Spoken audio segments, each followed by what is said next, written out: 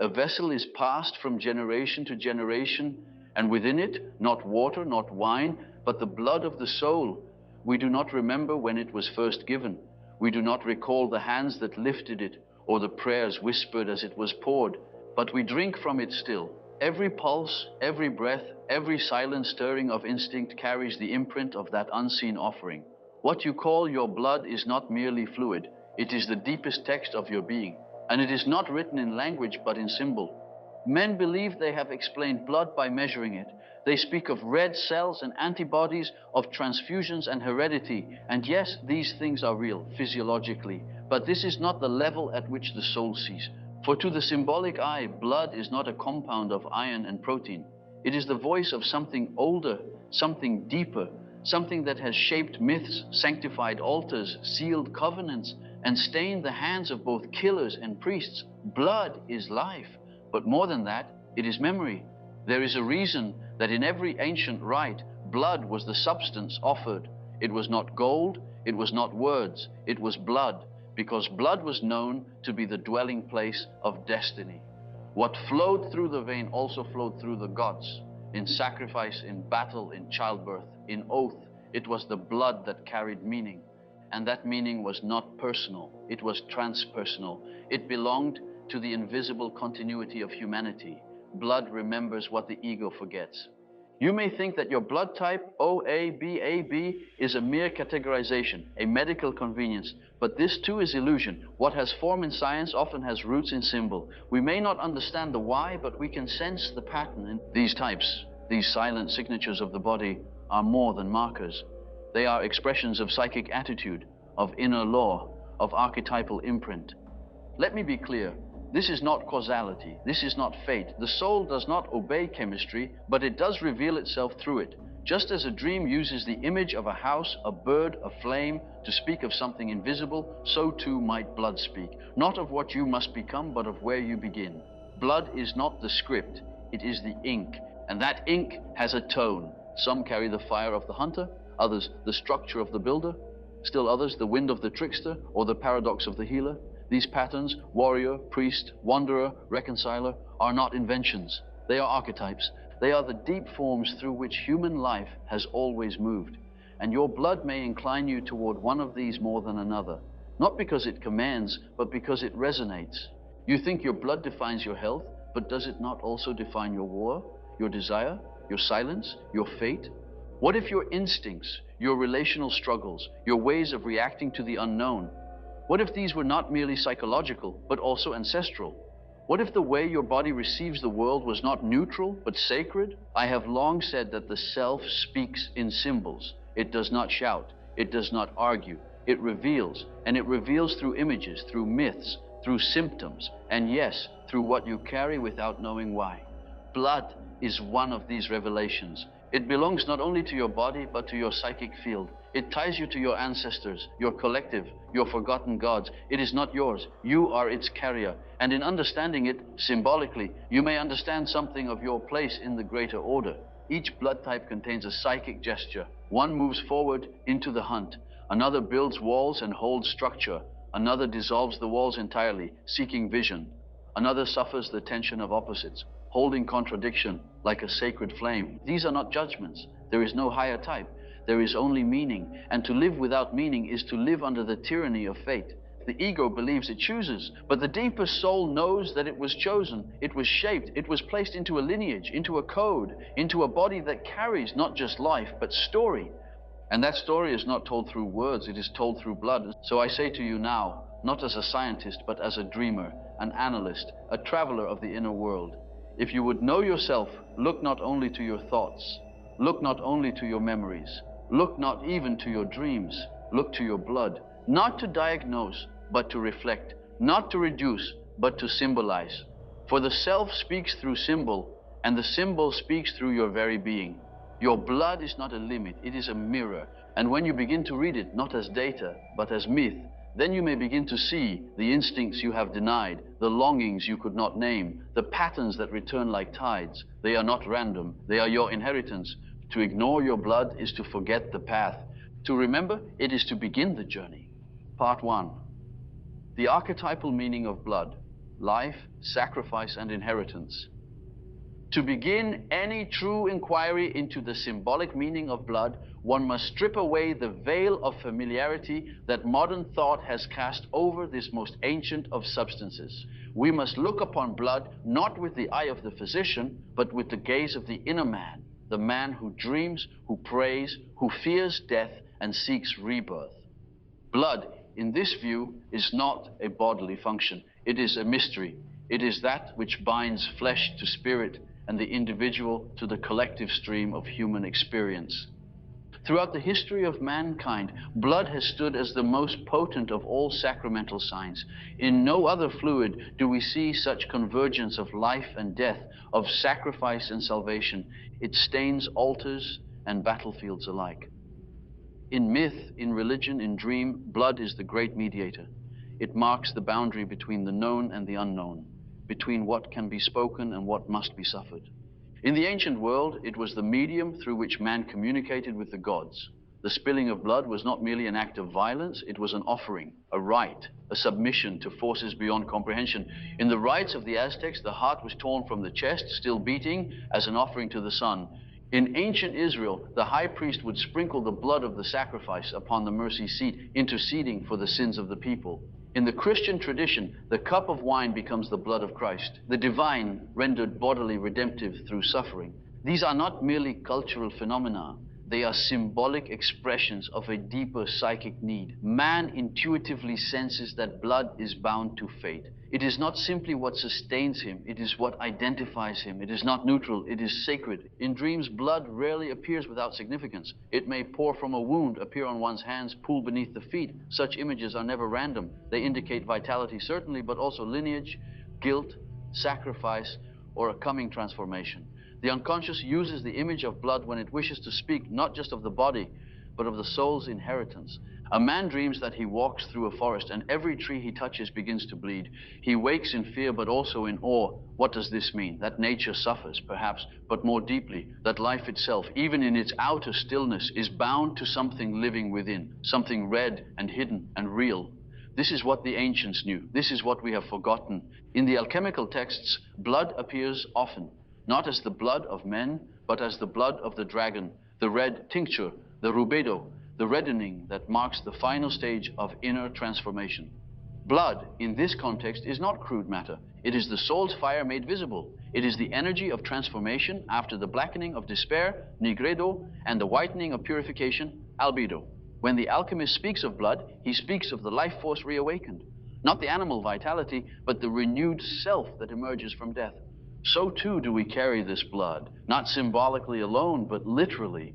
For what flows in your veins is not simply your own, it is the continuation of your father's blood, your mother's blood, your grandfather's struggle, your grandmother's longing. It is your tribe, your myth, your unnamed dead. And to believe that you are free from this because you no longer speak their language or remember their stories is the most dangerous illusion of all. The blood remembers. In Egypt, Osiris is torn limb from limb by his brother Set and scattered across the land. His wife Isis seeks him piece by piece. She collects his body, restores his being, and from their union, Horus is born, the son of order, the child of restoration. But the Nile is red with Osiris's blood. His dismemberment is not reversed, only made meaningful. He becomes the god of the dead, not vanquished, but transfigured. His blood sanctifies the land. This myth speaks not of divine tragedy, but of the human soul. You too are scattered. You too are torn by inner division, by what your lineage has given, by what your culture demands, by what your inner voice whispers. But your task is not to escape this blood. It is to gather it, to carry it consciously, to make it a vessel for individuation. Blood is not chosen, it is given, and what is given must be made conscious. Too many live as if their blood were a private substance, as if their desires, their fears, their compulsions were born in a vacuum. But this is the lie of modernity. The soul is not born at birth. It is awakened. And it is awakened through suffering, through pattern, through the symbolic confrontation with what one carries unconsciously. Blood is also a sign of sacrifice, not just in ritual, but in life. The blood that is shed in childbirth, in war, in illness, in heartbreak, this is not wasted, it is sacred. It marks a crossing, a passage, a giving over of the old so that the new might come. Every transformation worthy of the name is sealed in blood, not always visibly, but inwardly, through pain, through surrender, through a letting go of what no longer serves. I have seen in many analyses the moment when a patient finally weeps, not because of what was done to them, but because they feel for the first time the weight of what they carry. It's in me, they say. I can feel it. It's mine. And in that moment, something shifts. The ego stops pretending to be sovereign. It begins to kneel, and in kneeling, it begins to see. This is the beginning of real healing, not fixing, not adjusting, but seeing. Seeing that you are the carrier of a bloodline, a psychic lineage, a symbolic inheritance, and that your task is not to reject it, nor to worship it, but to transmute it, not by changing your blood, but by reading it, symbolically, archetypally, truthfully. Blood, when seen rightly, is not a cage. It is a path. Part 2, Type O, the archetype of the warrior and the survivor. Among the many forces that move through the unconscious, there is one that appears with particular intensity in the soul, marked by the ancient type known today as O. It is not a type in the modern superficial sense, like a label or diagnosis. It is a disposition of being, a psychic gesture that shapes the individual's stance toward the world and the inner life. In the symbolic language of the psyche, it is the archetype of the warrior, the one who acts, who dares, who survives. This archetype emerges not from intellect, nor from abstraction. It rises from the instinctual strata of the unconscious, from that primal bedrock where the earliest images of fire, blood, and death still smolder. The Type O soul moves toward life, not by calculating, not by waiting, but by confronting. It is the archaic man, the hunter, the one who sees and strikes, the one who survives not by asking why, but by doing what must be done. This, of course, is a pattern, not a prison. But when this psychic inclination is unconscious, it often takes possession of the ego. Then the person does not use force, they are used by it. They mistake impulse for truth, domination for strength, conquest for meaning. And when they are wounded, as all are who live by the sword, they are bewildered, for they cannot find the source of their pain. It lies not in the world. It lies in the soul's refusal to listen to anything but motion. In myth, the warrior appears again and again. Gilgamesh, who kills Humbaba and tears down the forest only to grieve when Enkidu dies. Ares, the god of war, who burns with passion but leaves ruin in his wake. Cain, who slays his brother not out of strategy but out of inner torment, an exile marked by his blood. In all of these, we see the shadow of Type O. The fear of softness, the inability to pause, the hidden vulnerability masked by attack. These individuals, if not made conscious of their archetypal orientation, become slaves to survival. They live as if the world is a battlefield, and every silence is an ambush. I recall the dream of a man who came to me after years of relentless striving. He was successful, admired, powerful in the world, but sleepless, restless, and full of unnameable dread. In his dream, he stood on a great plain facing a lion. He raised a spear and struck it through the heart. The lion collapsed, but then the dream changed. Blood poured from the lion's mouth and from the man's hand. No wound was visible, but he was bleeding all the same. What did this mean? The lion was not his enemy. It was his instinct. By destroying it, he had destroyed his connection to life. His blood did not flow from the world, but from within. The attack was a projection of a deeper wound. His refusal to meet his own vulnerability, his fear of being touched by the feminine, the reflective, the inner.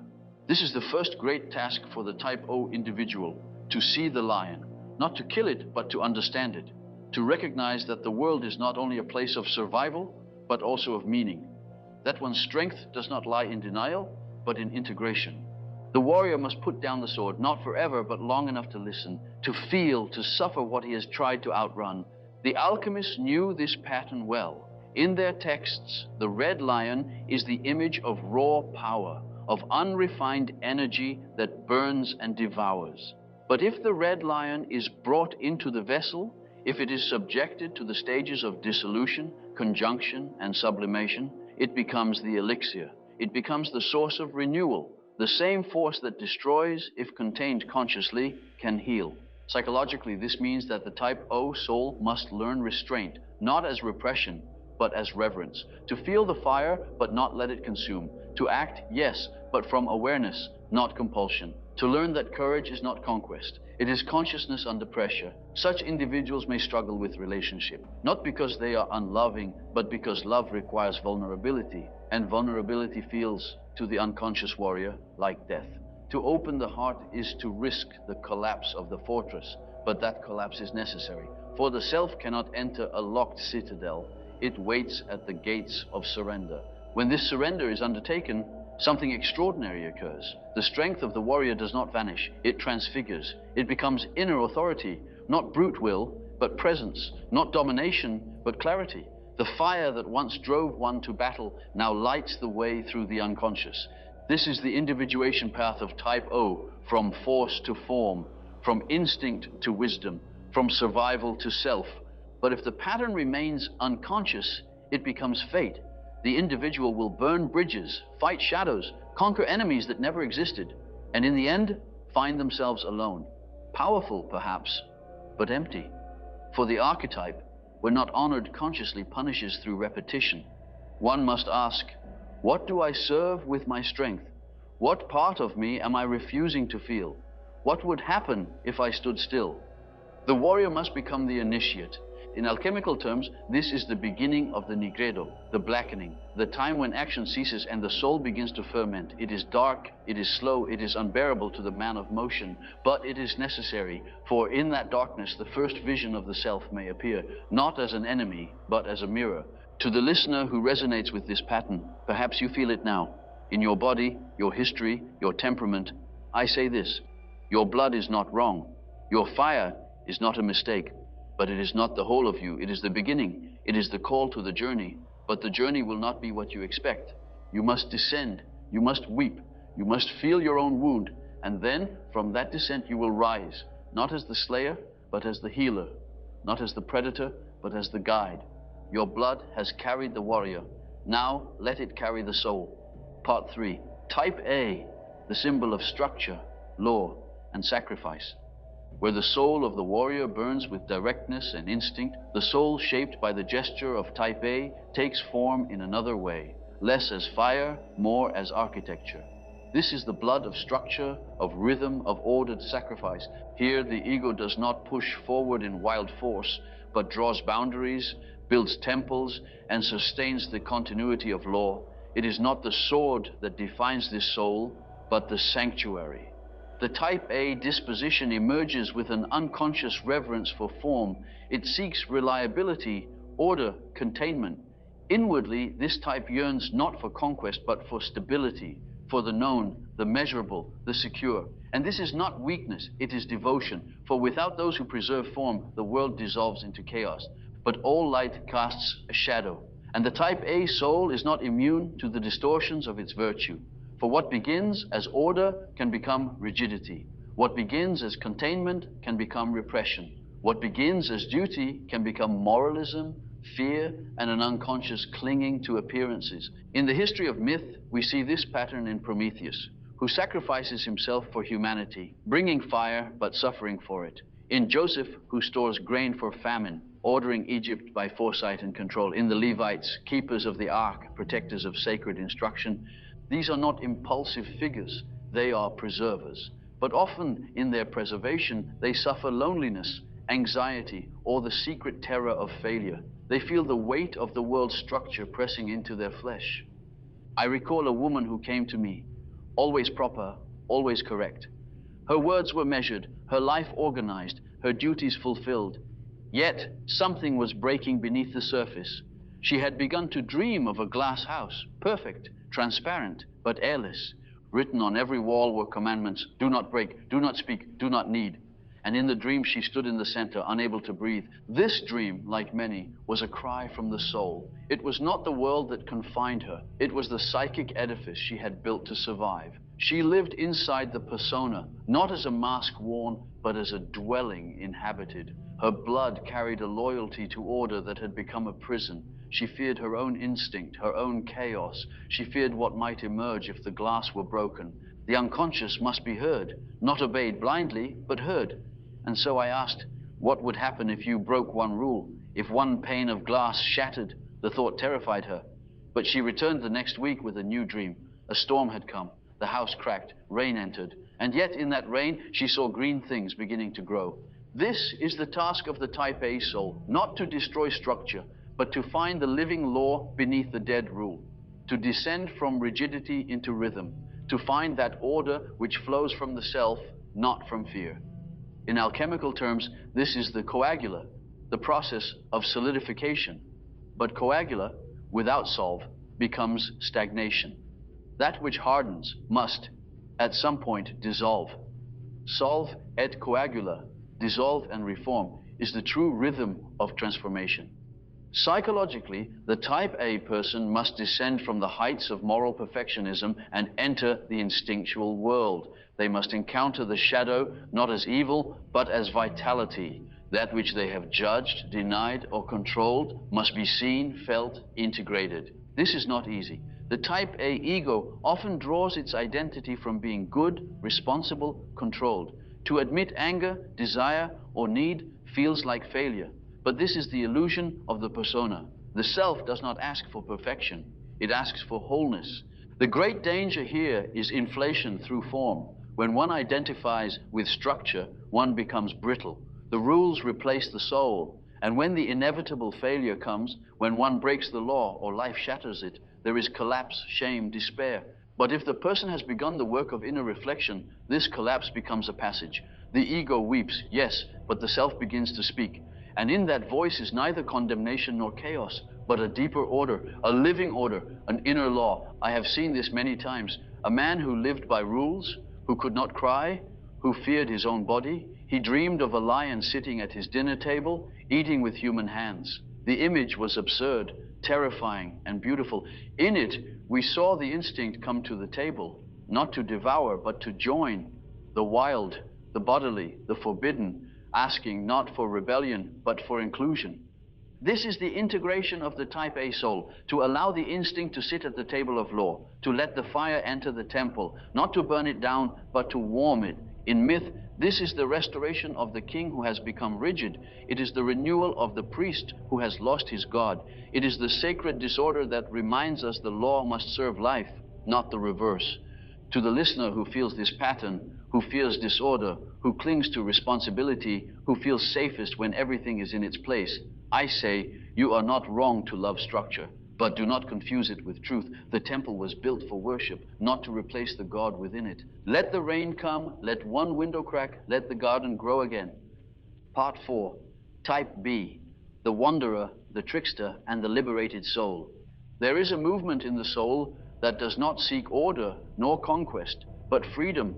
It is the gesture of the wanderer, the one who will not be fixed in place, who refuses to become a function, who finds truth not in structure or tradition, but in the motion between opposites. This is the archetypal current behind what is now called Type B. And though modern science may describe it in terms of antigens and antibodies, the deeper reality is far older and far stranger. It is the pattern of the psychic outsider. To belong to this pattern is to live with a particular sensitivity to contradiction. The Type B individual often finds themselves unable to fully identify with one side of life or another. They may move with great passion toward one path, only to leave it just as quickly. They may appear inconsistent, elusive, difficult to define.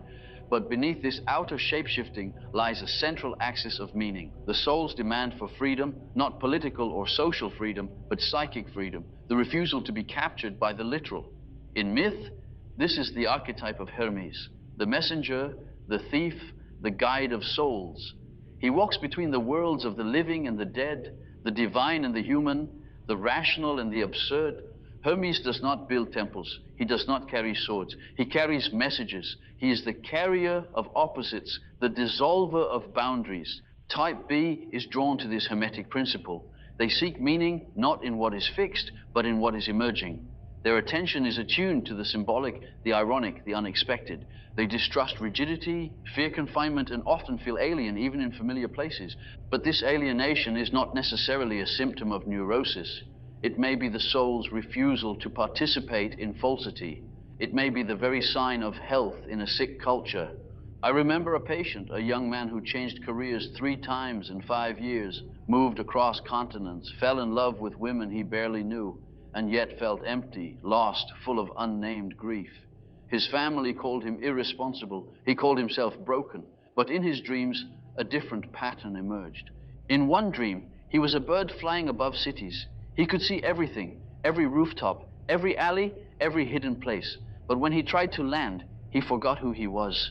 The dream repeated with variation. In one, he flew higher and saw stars. In another, he landed and could not speak. This is the paradox of type B. The gift is vision.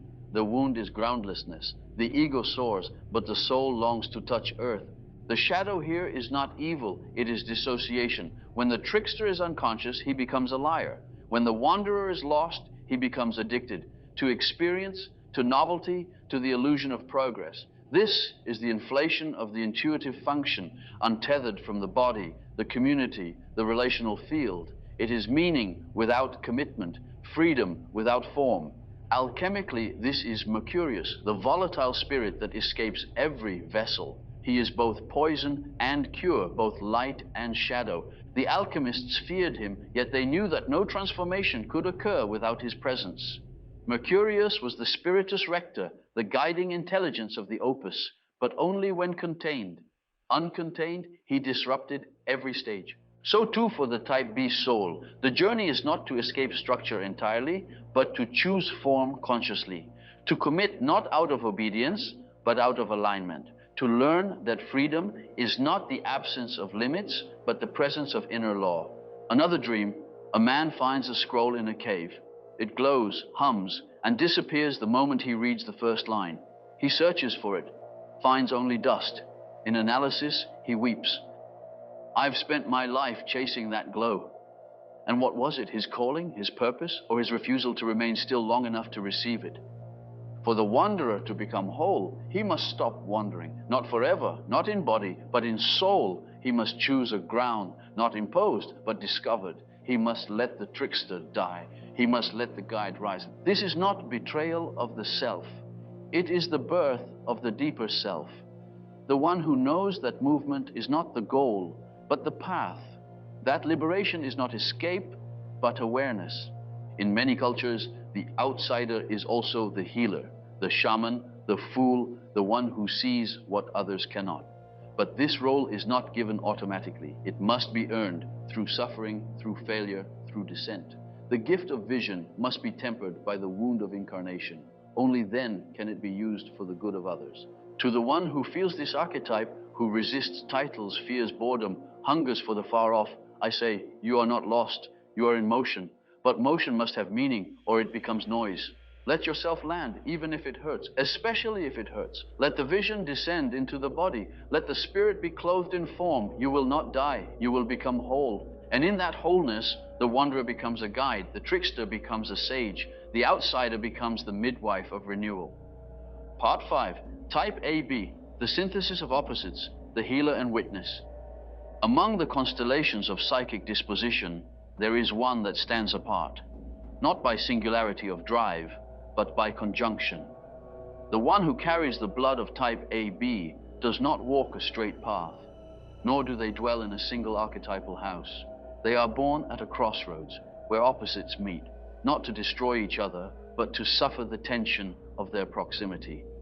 This soul is not marked by instinct alone, nor by structure, nor by wandering dissolution. It is marked by paradox. And where paradox appears in life, the self is never far. Type AB carries within it the burden and the promise of the union of opposites, conjunctio oppositorum, the very principle that defines transformation in its most complete form. To live as this type is to feel, often unconsciously, the pull of contradiction. There is a longing for connection, but also a fear of losing oneself in the other. There is a hunger for transcendence, but also a deep sensitivity to the body and to suffering. Thought and feeling, action and stillness, freedom and duty, all clamor for expression, and none will go quietly. In mythology, this is the archetype of the sacred union, the child of sun and moon, fire and water, the hermaphrodite, not in any physiological sense, but as a symbol of wholeness. In alchemy, This is the philosophical child, born of the red king and white queen. In Christian myth, it is Christ, the fully divine, fully human, who holds heaven and earth within one form. To bear this symbolic condition is not easy. It is a psychic crucifixion, a slow burning in which neither side can be denied and neither can dominate. If one pole gains power, the soul falls into imbalance. If thinking wins, feeling is exiled. If intuition overwhelms, sensation collapses. The AB individual suffers not from one-sidedness, but from multiplicity without synthesis. I once worked with a woman who carried this pattern vividly. She was a therapist, a mother, a scholar, an artist. She could see many truths at once, speak from many voices, but she wept frequently, not from pain, but from exhaustion. I feel like two people, she said, and neither one is sure they have the right to exist. Her dreams were full of dualities, two animals fighting, two rooms joined by a door that would not open. In one dream, she carried water and fire in the same vessel, and both were about to spill. The task, she realized, was not to extinguish one or the other, but to hold both, to let the tension exist without collapse. This is the sacred labor of the type AB soul, to be the vessel, not the victor, to hold the opposites long enough that something third can emerge. Not a compromise, but a transformation. This third is what the alchemist called the unus mundus, the unified world. It is the psychic birth of the self. The danger here lies not in chaos, but in fragmentation.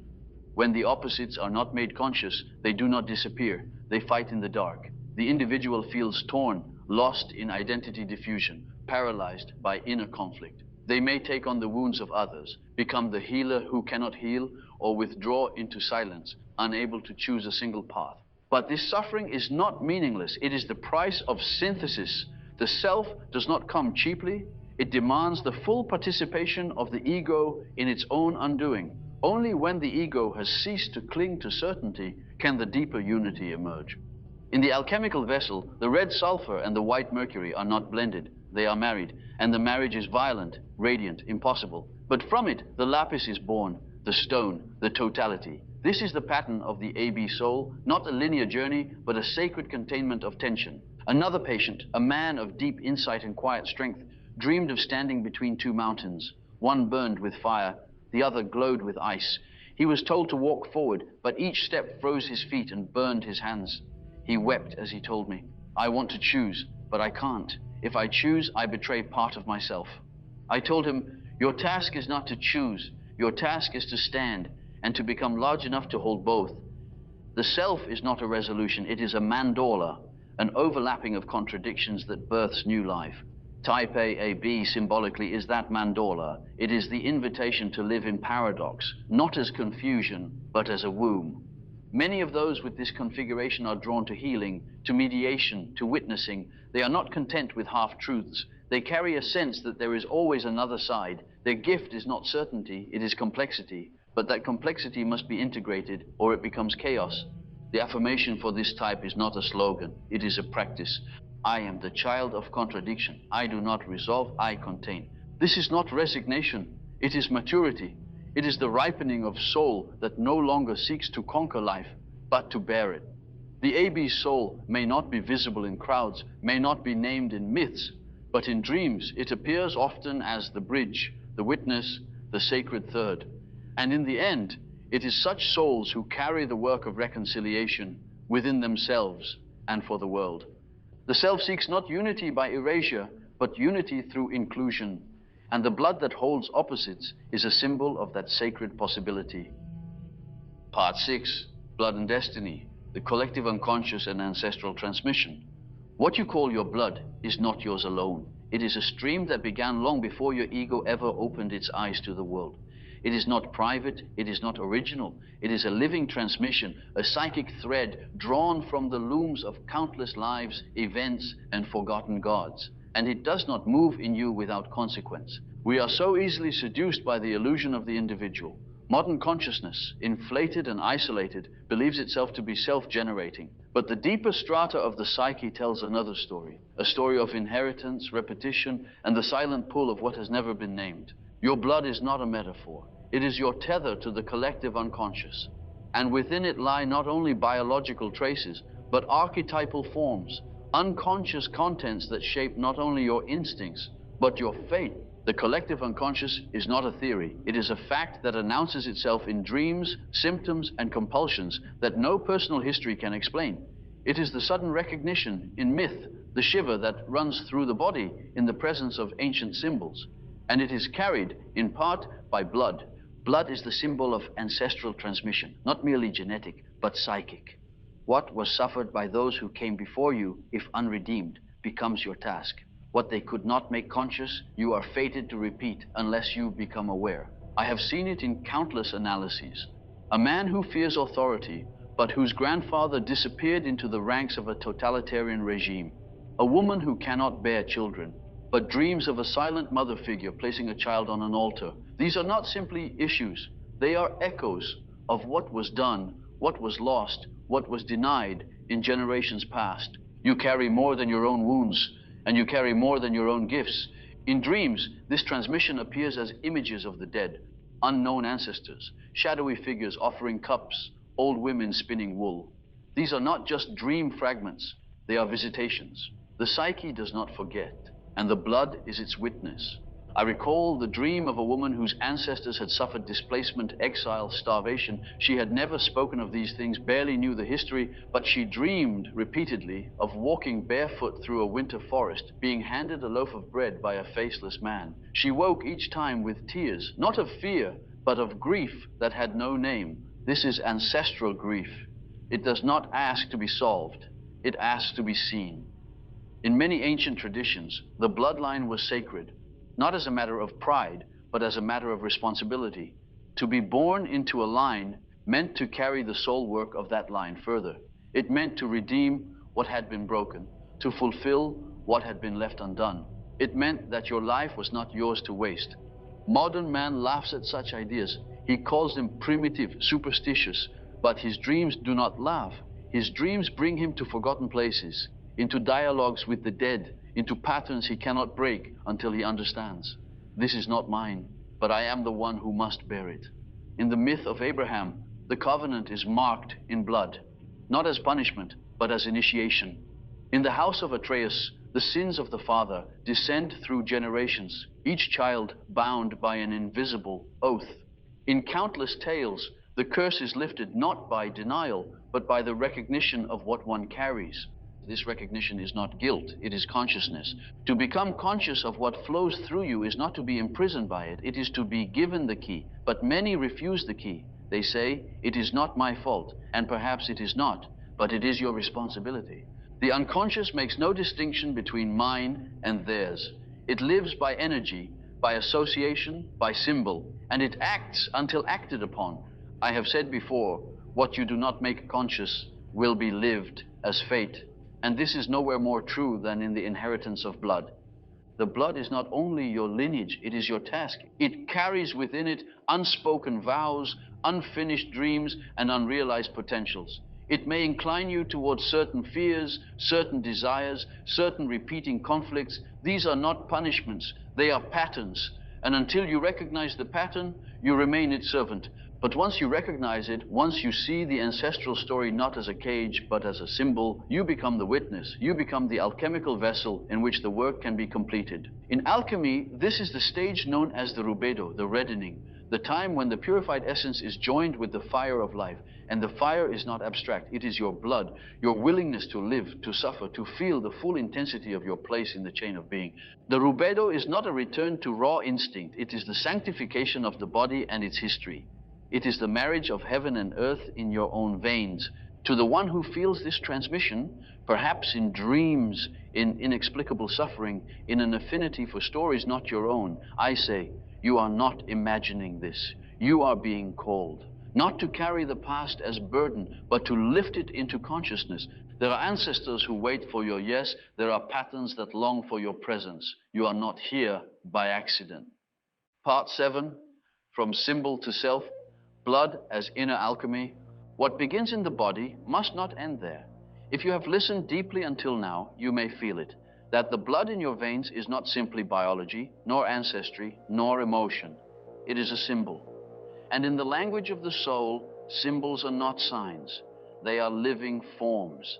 They are the intermediaries between the conscious mind and the unconscious totality, between ego and self. Blood is one of the oldest and most powerful of all such symbols. It appears in dream, ritual, myth, sacrifice, initiation, not because it is merely physical, but because it touches something that lies beneath thought. It is the image of life as risk, life as inheritance, life as transformation. If you approach it as a mere substance, you will miss its mystery. And if you worship it as destiny, you will miss its message. The work always is to make symbol conscious, to redeem the instinct through reflection, to take what is given and transmute it into gold. Alchemy never sought to turn base metal into literal gold. That was the misunderstanding of the greedy and the literal-minded. The true alchemist sought the inner gold, the essence hidden within the given. And the first matter, the prima materia, was always impure, always humble. Often, it was the blood of the dragon, the excrement of the unconscious, the most rejected part of life. Your blood, your temperament, your inheritance, your psychic configuration is your prima materia, and it is sacred precisely because it is ordinary. The goal of individuation is not to transcend your blood, nor to become identical with it. The goal is to integrate it, to see it as the symbolic vessel through which the self may become known. To know your instinctual type, your ancestral threads, your psychic impulses, not to indulge them, but to understand them as messages, as maps. And what does the self do with a map? It walks it slowly, with reverence, with reflection. A man once told me, "I want to change my nature." I told him, "No, you must know your nature, and only then can you change your relation to it." The alchemist does not destroy the first matter. He enters into relationship with it, he suffers it, he works with it. If you are of the type O gesture, the instinctual warrior, your task is not to destroy your fire, it is to know it, contain it, serve it consciously. If you are of type A, the structure builder, your task is not to dismantle your form, but to breathe life into it, to allow chaos a seat at your table.